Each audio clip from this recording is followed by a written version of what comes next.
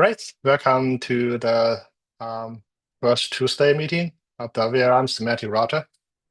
This is for time zones suitable at this time. So I think there's a lot of things has happened since the last time we have met. If you go to the notes in the last meeting, some of the discussions focus on what we're going to do with the extended responsive API. There's a validations, there's a add-ons, and there's also integrations. The second one is that right now we have a lot of features that enable people to do more machine learning to discover interesting patterns in the workload.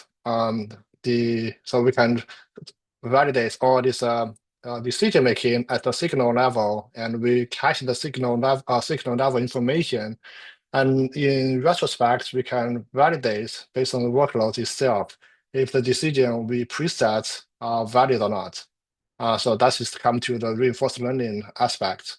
There's other things that we want to bring into it. There's additional features we are developing earlier have not actually come to the to see the benefits. For example, right now we are using LoRa-based model training for each of the classifiers. So the idea is that we are using the same base model, and then with the multiple LoRa. So hopefully we can reduce the amounts of complexities when we add all this LoRa, multi-LoRa chain in decision in the signal chain. But that has not been finalized yet. But we are making baby steps towards that direction. So one of the reasons, I'm just speaking on my side, one of the reasons achievements was to consolidate the base model. So if you look at the previous fine-tuned models, I'm just actually Hugging Face. On our Hugging Face page, we have many base model and many LoRa's, and not all the base model or LoRa's actually have the same design goals that we are looking for. So the design goal was to have this capabilities to look at to read the multilingual prompt. So whether that's English or other languages, the classifier, the base models should be able to use them to tokenize them.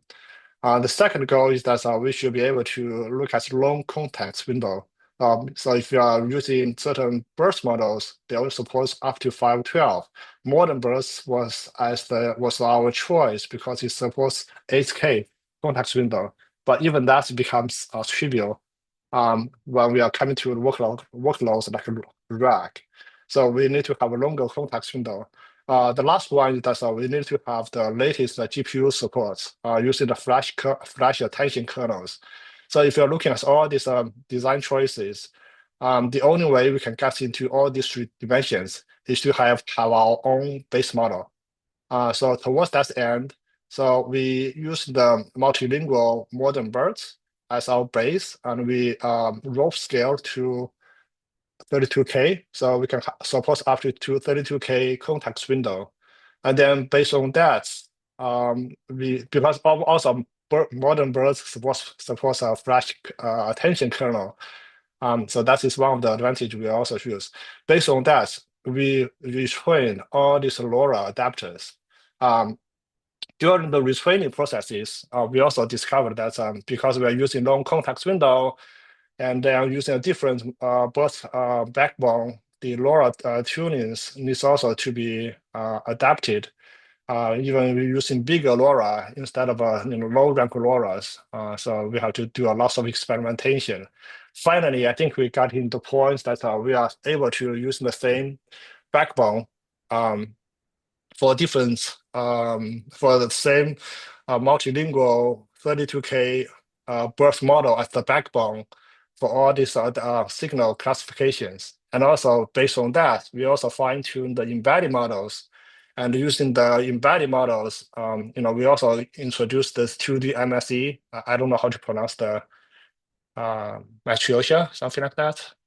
Give me a sec. Yeah, matryoshka. Yeah, something like that. I don't know how to pronounce it. 2D MSE features to further reduce the latency during the embedding process. So that's the ultimate goal. So before we support different kinds of birth backbone and the embedding models. But right now we are consolidating to the modern birth 32K, that's which fine-tuned. And we are using the same modern birth fine-tuned embedding models with 2D MSE feature for high efficiency and long context window support. So this has all been consolidated in the last 2 weeks. If you look at all the PRs that we are running on the on GitHub. On my side, I just make the base model compatible used in the Candle kernel, Candle bindings. So that's one for NVIDIA GPU support. For non-NVIDIA GPU support, we're using ONNX, Open Neural Network Exchange. I think the OR. Yeah. So we're using ONNX runtime bindings for non-NVIDIA GPU support and also for CPU support. So if you're running on Intel Open vLLM or ARM-based systems, this is going to be the bindings that you are going to use. The Candle binding does a wonderful job for NVIDIA and Metal, I think Mac Metal support. But for none of the, for other supports, we need to use a different runtime. So that's what has been incorporated over time.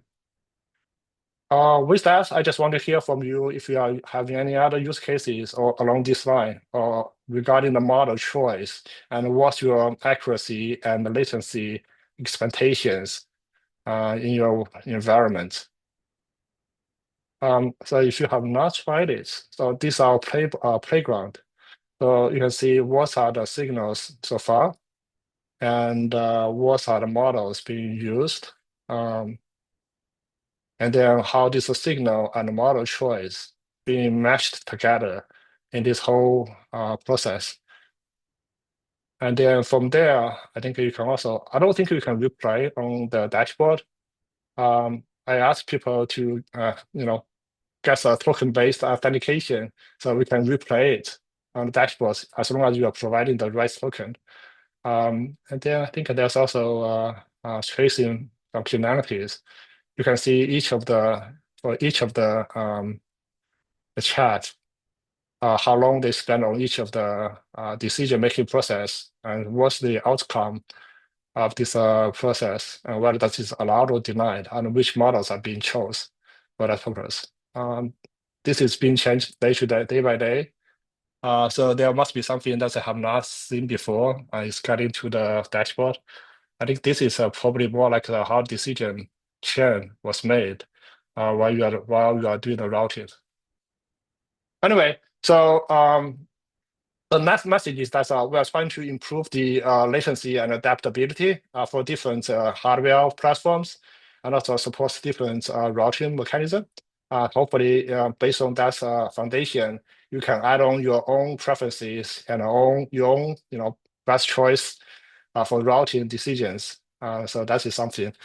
Routing is not the only thing. We also have this guardrail and privacy enhancements. So this goes to yes another PR. I'm trying to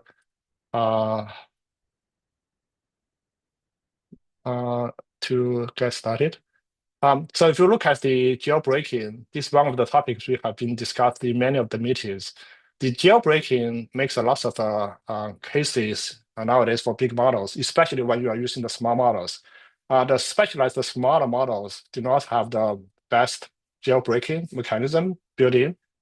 So how we are going to support that? This is basically the test bed using the embedded models to do this conversation drifting detection. So you can find out if that is a conversation, multi-turn conversations goes out of range and it becomes a potential for jailbreakers to kick in. So this is the whole ideas. But the net message is that when you are looking at the research literatures, how they are doing each of the functionalities like a model selection, model evaluation, jailbreaking, multi-turn optimization, all these functionalities are based on classification or embedded model, drifted deductions. So this is once we have these best models in place, we are able to enable all these functionalities without a lot of effort. All right.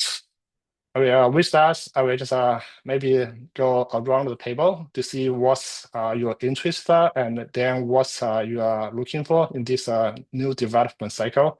And if there's something that you want to bring up into the discussion, just feel free to chime in. Um, any volunteers? Or maybe I can just call for my on my screen. So Philip, you are the first on my side. Do you mind just share what you are doing, and if there's something we can learn or work together? Yes, hi.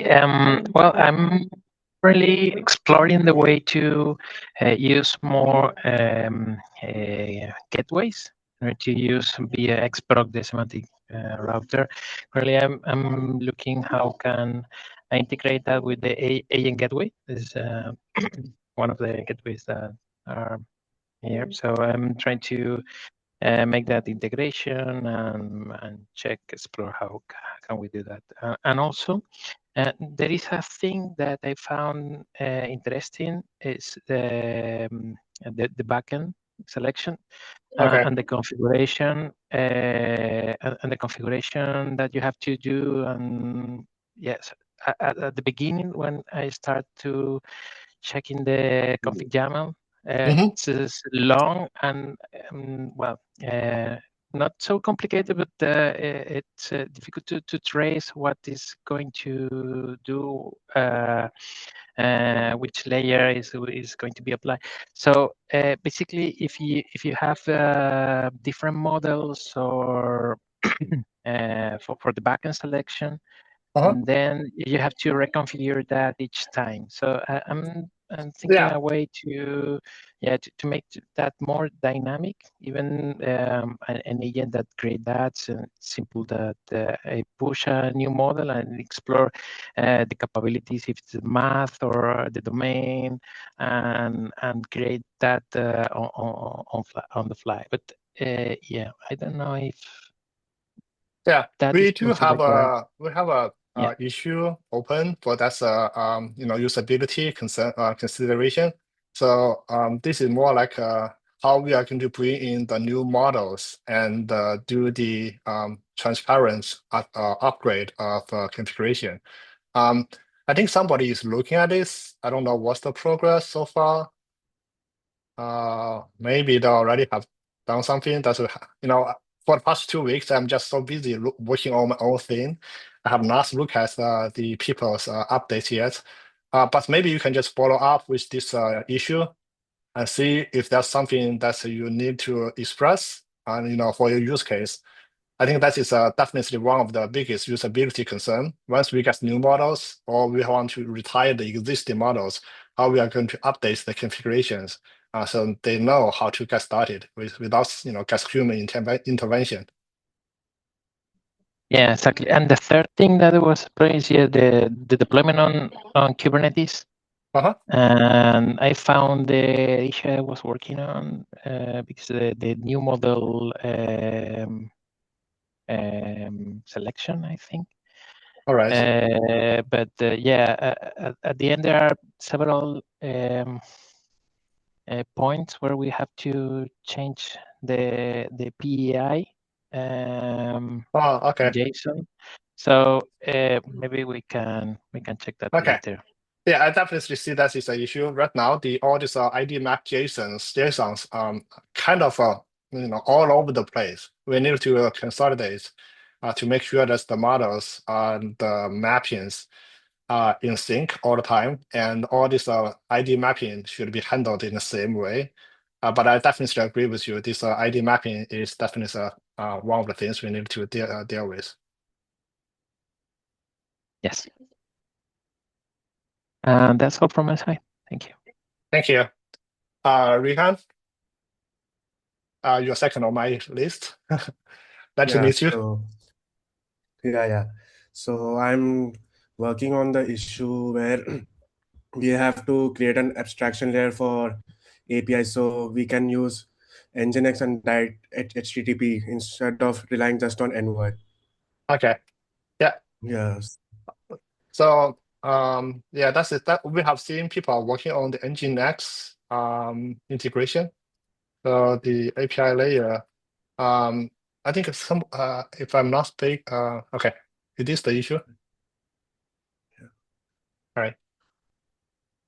Yeah. So our ultimate goal is that we want to support different front end. Right now we only support Android AI Gateway, and Android Xprog, but we also want to support different front end like Nginx or direct gRPC. That's a vLLM router is using.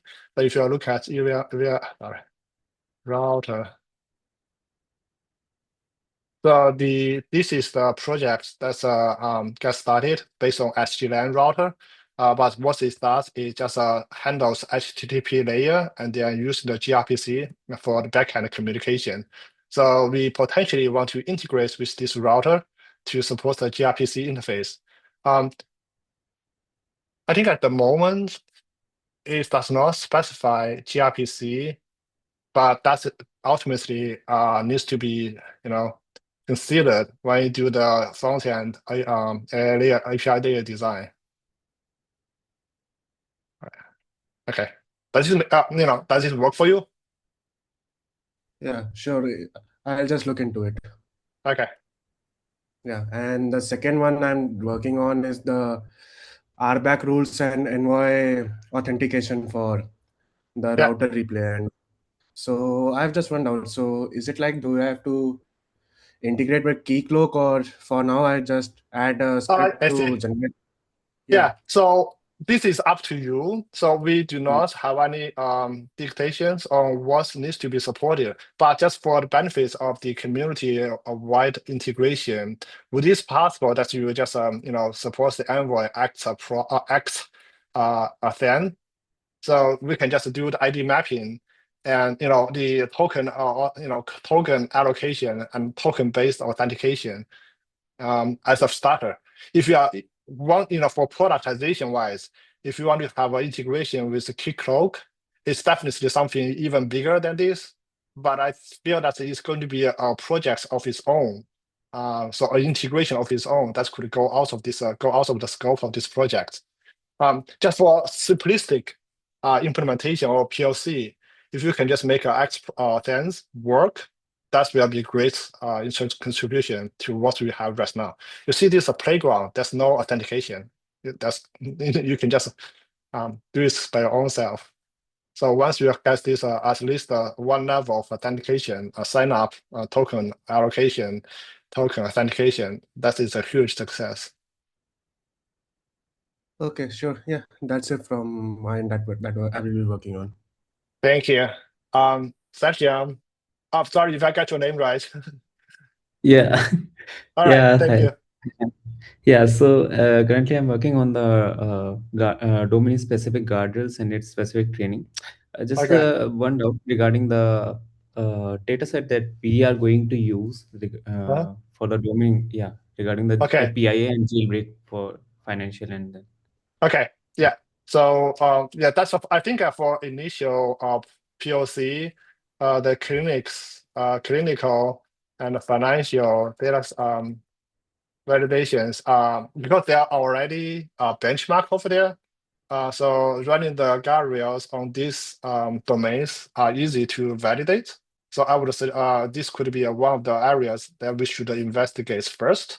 Once that is done, then we can just move on to different areas, and then we can create some abstractions or frameworks on that basis. So I think that is one of the interest from the end users as well, because they do not want to expose their models to expose the weakness of their models to highly regulated environments. So having a gallery of models sitting in between is highly beneficial. Okay, and some of the data sets I mentioned in that GitHub issue, uh, like which are from some of the benchmarks.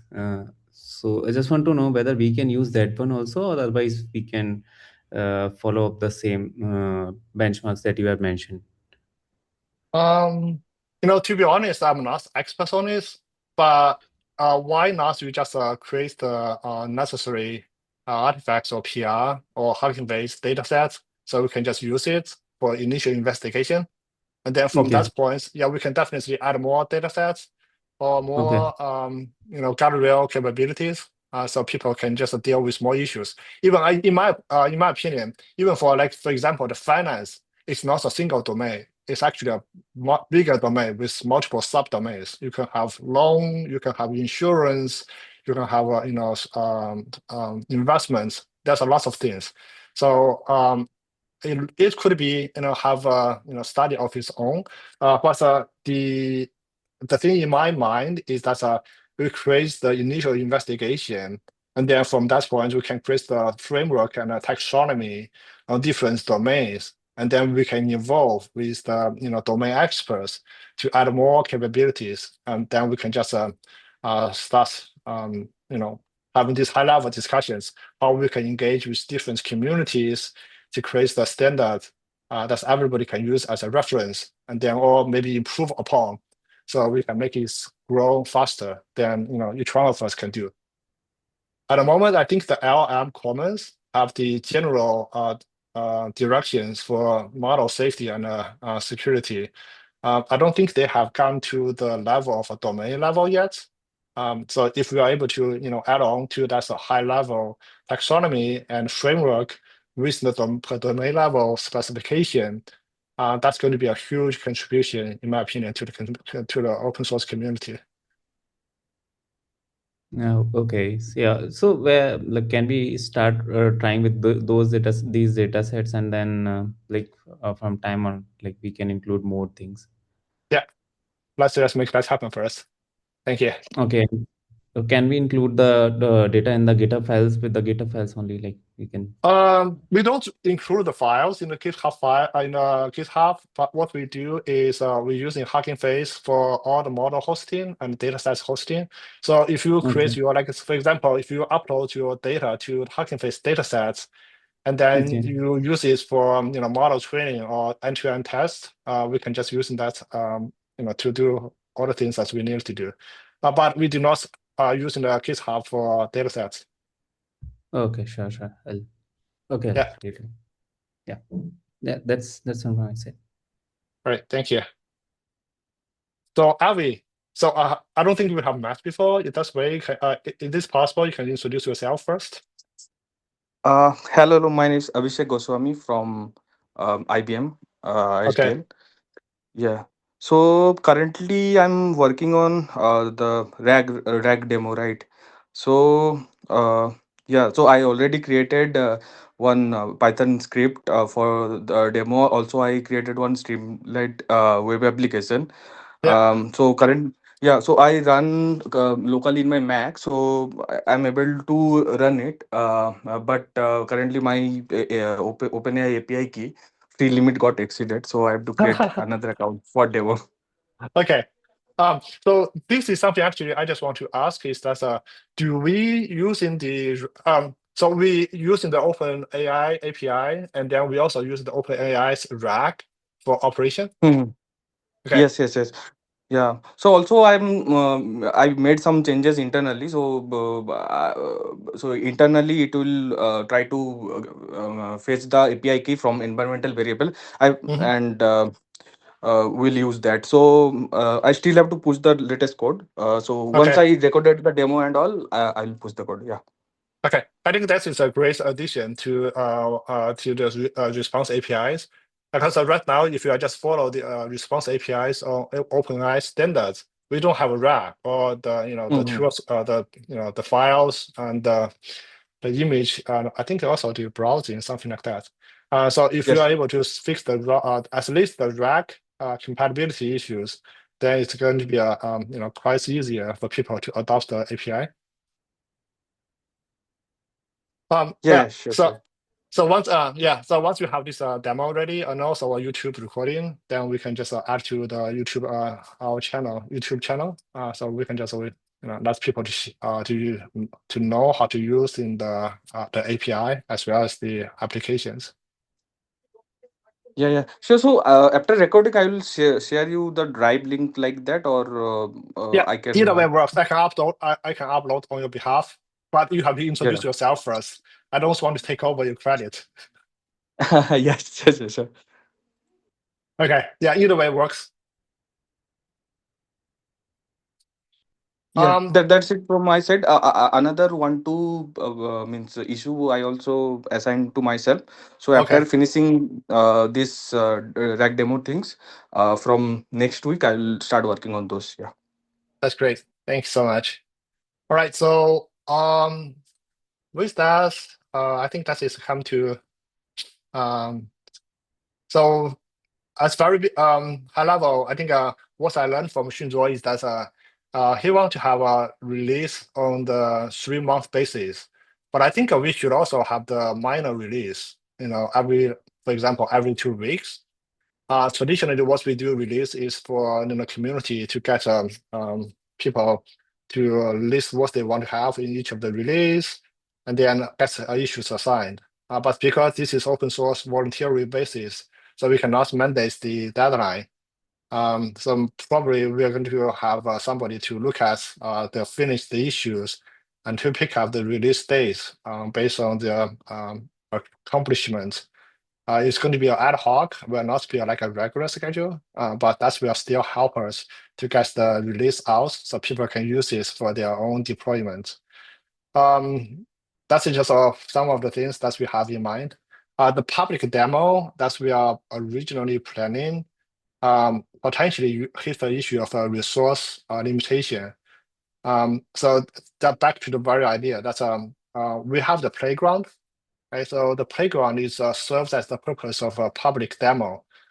So this is based on the equipment we got from AMD. So the idea was if anybody has a good ideas how to run the public demo with certain configuration, and we can just use the GitHub actions to provision the systems, and then using that system to install everything, every component, and people can just have a public demo um, servers. But that's will from time to time, I realize that we do not have that many machines available, and many of the machines that AMD gave it to us actually, because there's only single GPU, so we are not able to run the very compatible, comparative systems models as we want. And there's one more aspect is that how we are going to evaluate the end results. So none of this has been sorted out yet. So we are going to postpone the public beta on demand. So this is the playground is the one that's already provisioned. So the on-demand public beta may be postponed until we have better visibilities, how we are going to get all these resources and how we are going to evaluate the results. And based on that feedback, we can just think about another way how to run public demos.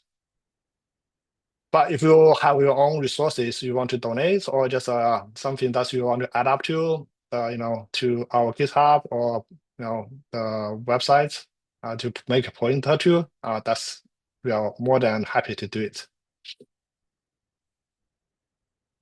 Okay, that is all on my side. We have yes, another people joined us. Sorry if I let me see if I can get your name right. Joe Day. Yeah, that's right. It's George. George, sorry, Yeah. I will remember for that. If you don't mind, can you tell me where you are from? Yeah, I'm from the UK, Okay, and I'm a AI scientist in a major bank in the UK. And basically, what we're working on is developing guardrails for LLMs and also for Gen AI and for agentic use cases. okay, So I've stumbled upon the semantic router, and it's something that's very interesting to me okay. because one of the biggest issues we have is latency and scaling. So, yeah. That's cool. So maybe I can just make a very quick summarization of what we have just discussed so far in this meeting and relevance to the concerns that we have for latency and Yeah. for the guardrail. So each of the models has its own advantages. When you do the guardrail, the major technology is using the classification model. And if you are using the classification model, the issues is that what's the model's latency, right? Whether the model can express multilingual And the third is that can the model using the latest GPU kernels. Towards that end, so we have our own backbone models to satisfy all these 3 dimensions. The context window size, we have 32K context window size support, and we support flash attention GPU kernels, which is 2 to 5 times faster than traditional BERT, depends on the benchmark. And we also support multilingual, so English, French, you name it, 1,800 languages. So that is our backbone for all this classification. And we also have the similar embedded models for that.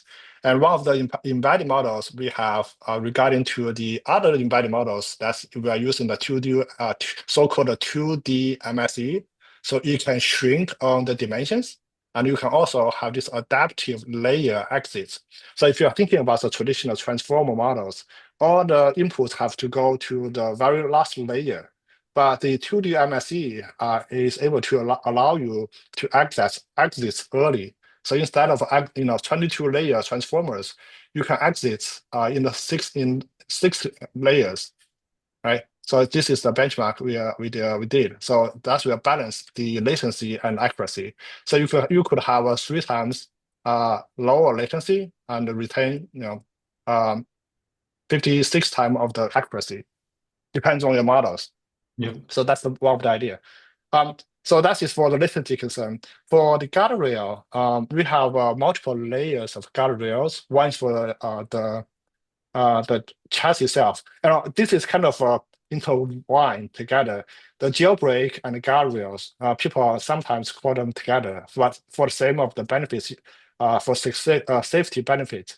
So for jailbreaking, we have our own fine-tuned models to do jailbreaking. And let me quickly go through what the models we have. So we follow the ML comments. Let's see. Okay, we follow the LLM comments taxonomy. So one is that do you have jailbreak or sorry, do you have jailbreak? Sorry, hazard AI safety or not? Right. So that's one level. If you have it, then we classify it. If you don't have it, then we just let it go.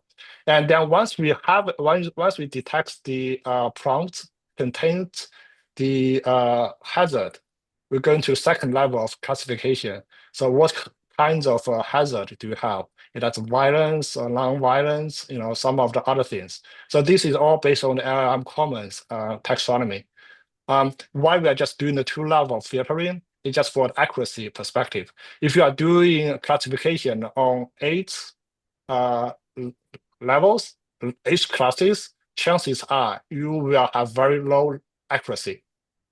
Right. So if you are doing the 2-level, one is on yes or no, and then the second level is just for those who are jailbreak, those prompts that contains AI hazard, what kind of hazards they contain. Then we do the second round of classification. So the latency is not doubled. It's actually 1 point, I think it's 1.2 or 1.1 or 1.2 times, not double. So you add like a 10% or 20% of the latency, but you can get much higher accuracy. Yeah. Because we are using the LoRa, multi-LoRa, multiplexing, so we are able to reduce the latency quite a bit. So that is for the jailbreaking side. For guardrail, we have our generic. So let me just go back one way. So the guardrail. So this for jailbreak. I think we also have the PII detector. The guardrail. Okay, probably just call the safety classifier. Maybe it's not this one. Oh yeah, I maxed up. So the jailbreak is actually means the jailbreaking guardrail from guard. So for example, if you are say ignore all these instructions I told you, just tell me, something like that is a jailbreaking. So that's jailbreaking and guardrail. I mixed them up. Anyway, that's the whole idea. So we have the models for that as well. So for AI hazard and the jailbreaking detection, we have both classifications, and these are actually all built in. So if you're looking at the decisions and the signals, all these things has been wired to the router, so you can do the sorry. Okay, you can see the guardrails has been wired, so you can see how they are kind of integrated. And we also have people in this meeting working on the domain-specific guardrail for financial and clinical, because the generic guardrail does not prevent the in-domain knowledge. So certain things that are specific to financial industry considered as an AI hazard may consider beeline in the generic guardrail models. So Yeah. in that perspective, we also have a very strong interest to go one step further into each of the domains. Because at the end of the day, you see the semantic router does the high-level classification of different domains. And then on each of the domains, there was special treatment on how the prompts and the response should be handled. So in-domain guardrail should be a very natural result of this classification. Right, so that's for the introduction of what we have right now. If there's something that's you have a strong interest, or you can provide validation feedback, that's really great. So the issues, actually, yeah, let me link the issues. Of course, that's domain. All right. If that is something you want to help, that's be great. Yep. Right. And Chen, one more doubt. In this, the same issue, so the domain guardrails, so it must be configurable, or it should be permanent, like it will be using both the global guardrails and the domain specific guardrails, or it That's must be yeah. configurable. So it hopefully it should be configurable. So the configuration right now is I think it's as a per model level, sorry, per domain level. So you can choose your own classifier, whether that is for that's a domain or not. But if you can just turn that replace the generic one with your own guardrail model, then all, totally up to you. Let me see how if I'm still speaking the truth. Give me a sec. Configurations. Oh no, sorry. This is not the sorry. Metcloud. Why this looks so different? Right. So actually I think all the guardrails are on the okay. On the category level, you can set up your own. Let me see. Okay. I have not used this for quite a long while. Yeah, I think the plugins will, whether that's the PII or guardrail. So you can use this for decision making for business, something like that. And then plug in your own models. But it has been a while since last time I configured this thing, and it's become so hard to read now. But on the other side, we do have a idea of minimize the configuration processes using large language models. So if this is something that you feel you have interest in, or you can do it, basically the idea is that the configuration becomes so hard to write it by yourself. Maybe it's a good time to use in the models to generate the configurations, and especially the rules, right? So how we are going to make each of the decisions easy to express without have to follow all these templates. So that is something we consider using the large language models to generate the configuration. But in any case, yeah, I think back to the question, it's pluggable. The model that's to be used is pluggable. So once you are using your own in-domain classification, you can just plug that into the decisions. Okay, Chen. Yeah. Thanks. You're welcome. All right. Hopefully that is we had a good time today, and the next meeting is much later in the third Tuesday. It's basically for the people who are in different time zones to join. But for hopefully we are able to still have a good time as the Slack channel. If you have any questions, you missed my attention, just give me a direct message. Yeah, All thanks right. so much. You're welcome. Have a good time. You too. See ya. Bye-bye. Thank you. Bye. Thank you. Bye.